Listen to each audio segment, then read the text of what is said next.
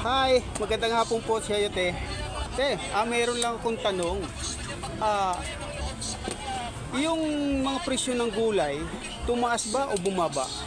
Ngayon tumaas kasi yung nakaraan mababa siya. Parang 10% lang naman tumaas. O, bakit, ano bang ibig sabihin bakit siya tumaas?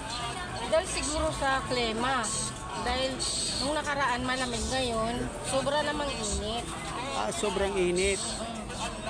So, yung iba naman ng mga ano mo, paninda, yung iba hindi naman tumaas, yung iba. Hindi naman. Basta ang tumaas lang dyan, repolyo, carrot, saka patatas, saka pechay, tumaas yan. Sili, tumaas din. Yan, mga yan, tumaas. Pati bawang, tumaas. Ayan. Ito yung kanyang paninda. Ngayon, natanong ko siya kung bakit tumaas yung presyuhan ngayon. Tayo nabibigla lang, mabuti na lang, napagtanungan natin. Pangalan niyo po? Alice.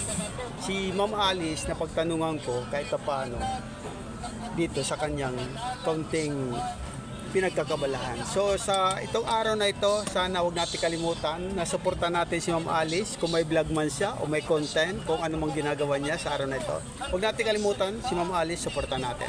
Dito po nagtatapos yung aking content na ito. Maraming salamat po.